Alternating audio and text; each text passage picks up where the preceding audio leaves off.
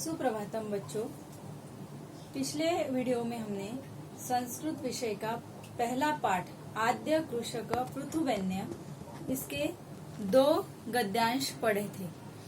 उसका संक्षेप में मैं आप लोगों को पहले अर्थ बता देती हूँ। पृथुवैन्य नाम का राजा था। प्रयाग क्षेत्र में उसकी राजधानी थी। राज्याभिषेक के वक्त जब चारण जो है यानी स्तुति गायक उसकी स्तुति गाने लगे तो उसने कहा कि जब तक मेरे गुण प्रकट नहीं होते तब तक आप लोग मेरी स्तुति मत गाओ। एक बार पृथु राजा खुद के राज्य में भ्रमण करने गया। तब भ्रमण समय उसने देखा कि उसकी जो प्रजा है वह बहुत कमजोर है। वह पशु की तरह जी रही है, निचले स्तर का अन्न खा रही है। राजा चिंतित हो गया। तब राज पुरोहित ने उससे कहा कि हे राजा, धन धान्य सभी वस्तु पृथ्वी के पेट में ही है, वह प्राप्त करने के लिए प्रयत्न करो। यहाँ तक हमने देखा था। ठीक है, इसके आगे का गद्यांश अभी मैं पढ़ती हूँ, आप ध्यान से सुनो। तदा पृथु भूपेन तदर्थम धनुः सज्जीकृतम् तदा भूमिः स्त्री रूपम धृत्वा तस्य पुरतः प्रकटिता अभवत् अवदत् च हे राजन्, तव पिता दुःशासकः वेनराजः धर्मराजस्य राजधर्मस्य पालनं न अकरोत्। नाकरोत् का संधि विग्रह है न अकरोत्। तब तदा मतलब तब पृथु भूपेन पृथु राजा ने तदर्थम उसके लिए धनु सज्जीकृतम, धनु यानी धनुष्य, धनु यानी धनुष्य, धनुष्य सज्जीकृतम मतलब तैयार किया।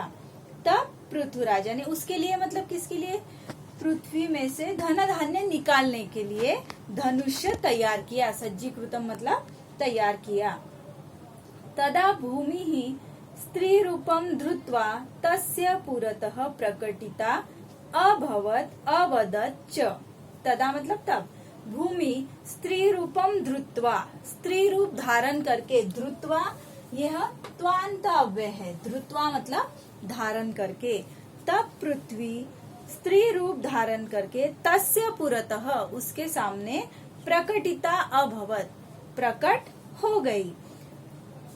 अवदत् च मतलब और पृथ्वी ने कहा, अवदत् मतलब कहा।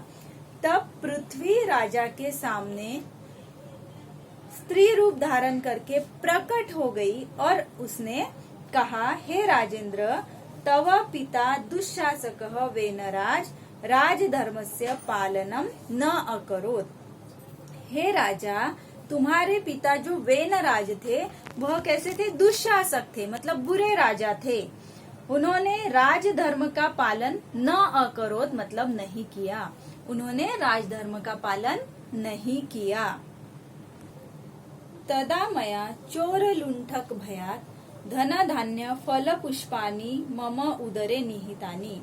तदा मया तब मैंने, चोर लुंठक भयात् तब मैंने, मया मतलब मैंने, चोर लुंठक भयात् यानी चोर लुटेरों के डर से, भयात् मतलब डर से, धन धान्य फल पुष्प मम उदरे, मम मतलब मेरे, उदरे मतलब पेट में, उदरे मतलब पेट में, निहितानी रख दिए, निहितानी मतलब रख दिए।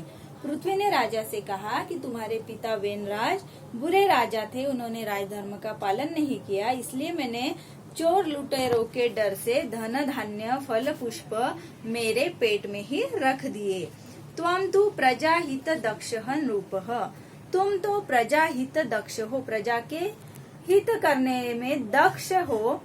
यदि त्वं प्रयत्नेन कृषि कार्यम करोषि, यदि मतलब अगर तुम प्रयत्न से कृषि कार्य करोगे, तर्री, तर्री मतलब तो अहम प्रसन्ना भविष्यामि, तब मैं प्रसन्न हो जाऊंगी।